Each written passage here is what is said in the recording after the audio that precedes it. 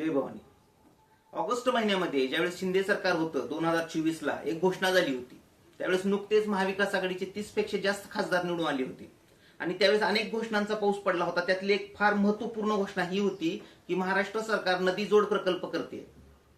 आज त्याच प्रकल्पाचं अजून सुद्धा पुढे गेलेलं नाही.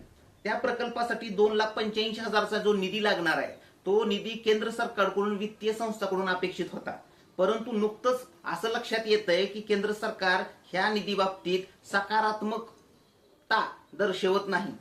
म्हणजे नीट जर विचार केला येत तर हा जो प्रकल्प आहे हा प्रकल्प शेतकऱ्याच्या जीवनासाठी फार क्रांतिकारक आहे.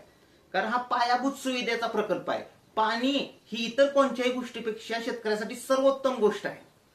मग जर नीट विचार केला जी गोष्ट शेतकऱ्यासाठी वरदान ठरू शकते, जी शेतकऱ्यासाठी क्रांतिकारक ठरू शकते, ती सरकार त्याच्या बाबतीत गांभीर्य नाही.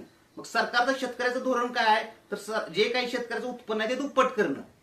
मग शेतकऱ्याचं जर उत्पन्न दुप्पट करत असेल तर असे पायाभूत सुविधाचे जे प्रोजेक्ट आहेत सरकार त्याला मोठमाती देऊ शकत नाही. सरकारला असे प्रोजेक्ट फार तातडीनं पूर्ण करावे लागतात. पण असा जर निष्काळजीपणा सरकार करत असेल तर सरकारचं जे बोलणं आहे त्याच्या बाबतीत शंका येऊ शकते.